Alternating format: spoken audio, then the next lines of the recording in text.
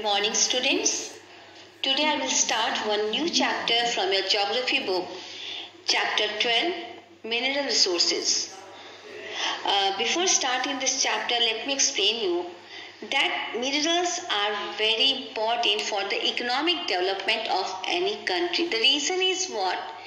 As we know that iron ore, that iron steel industry, it is the backbone of the industrialization, or you can say it's the globalization or the modernization.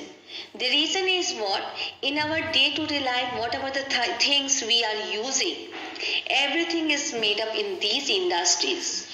And even the things which are prepared in the industries, that machines are also prepared in these industries, transportation, whatever the things we are using for day-to-day life, that is also prepared in this industry. Because of that reason, if you will see that iron and steel industry is the backbone of the industrialization. Okay.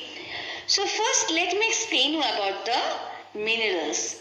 Minerals are natural substances of organic or the inorganic origin with the definite chemical and physical properties.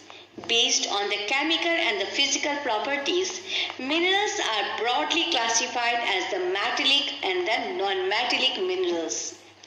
Now, metallic minerals are the source of metals like iron ore, copper, gold, etc. Metallic minerals are further categorized as the ferrous and non-ferrous minerals. Ferrous minerals are those which have iron content like iron ore, whereas non-ferrous minerals do not have iron content like copper, bauxite, etc. Non-metallic minerals are either organic or inorganic in origin. Organic non-metallic minerals include the fossil fuels or the mineral fuels which are derived from the buried plant and animal life such as coal and petroleum. The inorganic non-metallic minerals include mica, limestone, graphite, etc. Minerals have a certain unique characteristics. These are, minerals are not evenly distributed over space. If you will see in India, there are so many plateaus are there. But if you will see, the plateaus are the home of the minerals. But only there's a Deccan plateau. If you will see, there also very less quantity of the mineral is there. Maximum minerals are found where? Only in the Chota Nagpur plateau area. Okay. Now minerals have inverse relationship in quality and quantity. Either good quality minerals are less in quantity than the low quality minerals. So whatever the minerals are found in this plateau area, all these minerals are not useful. Only a very less quantity of the minerals are useful. Rest of other minerals are useless. Okay. Now the minerals are exhaustible over time.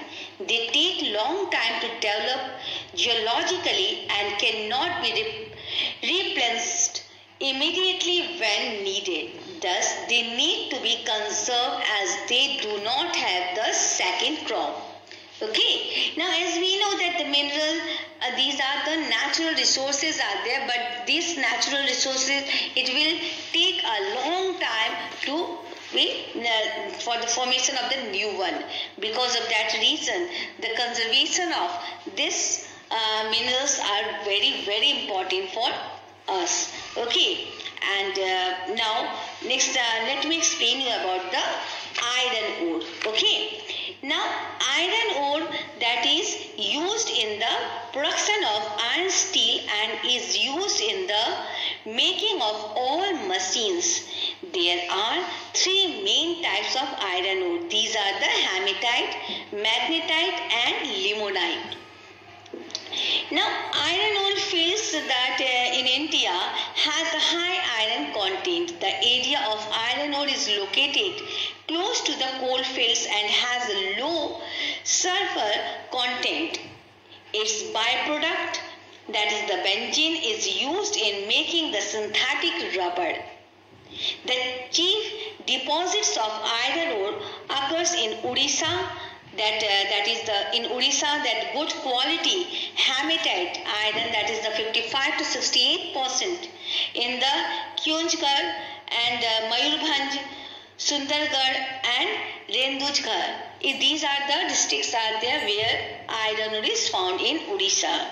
Now Jharkhand is rich in hematites. Iron content is in that is 60 to 69%, and it is found in Singhbhum, Palmau and that is the Namundi. These are the districts are there in Jharkhand. Next is the Chhattisgarh. Bastar and Durg district.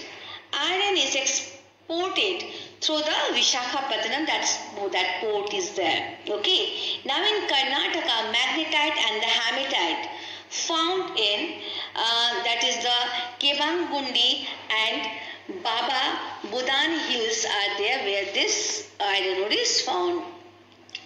Now in Goa, small reserves, but being a port, the export is easy, because as we know Goa that is where near the Arabian Sea. Because of that reason, that port is availability of the port is there.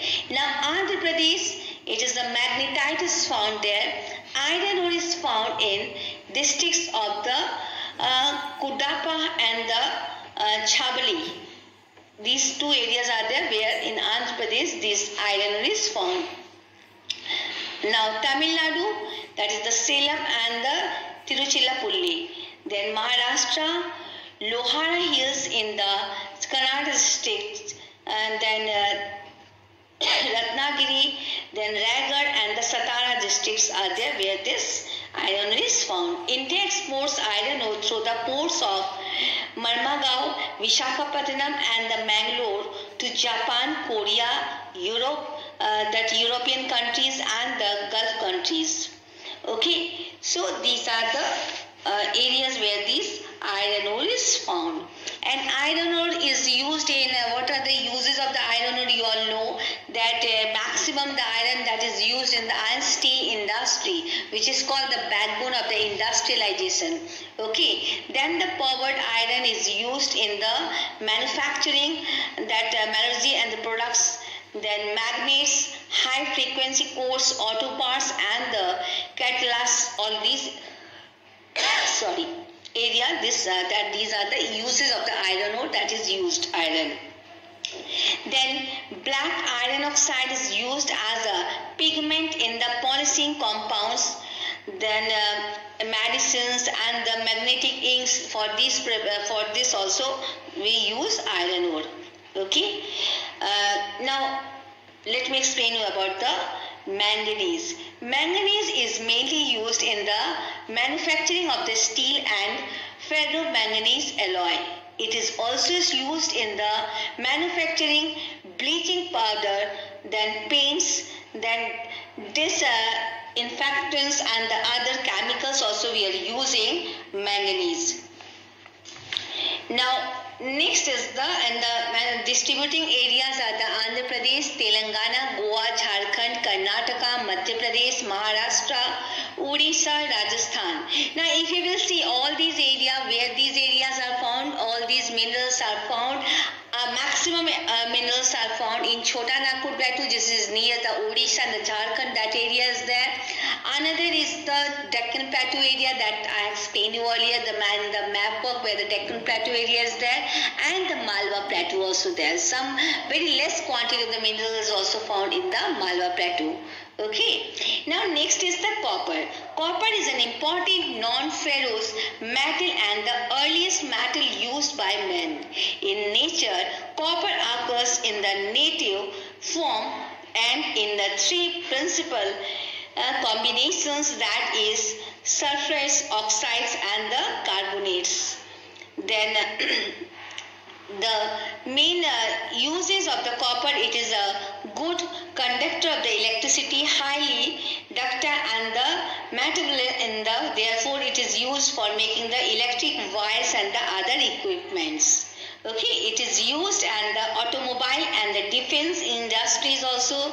It is alloyed with the iron and nickel to make the stainless steel, which is used to make utensils and the other objects. Okay. Now next is the bauxite. Bauxite is a rock which consists of hydrated aluminium oxide. Its color ranges from white to red. Bauxite is used for the extractions of the aluminium. The main products are the bauxite is the main source of the aluminium that I explained you. The aluminium is used in the aircrafts, automobiles, rail wagons, coaches, shipping industries and the household appliances they are using. Okay. Now the next, it is used in the electrical equipment industries also and for the transmitting electricity because it is a good conductor of electricity. Okay. Now that distributing areas of copper and the bauxite are both are the same, that is the Goa, Odisha, Gujarat, Madhya Pradesh, Chhattisgarh, Jharkhand, Maharashtra, Karnataka, Tamil Nadu. All the minerals, either it's the bauxite, copper or iron ore, everything and the manganese, all their distributing areas are same. Okay. So up to this it is there in this chapter. Now in my next lecture I will explain you the next chapter, that is the conventional sources of energy. Thank you. God bless you all.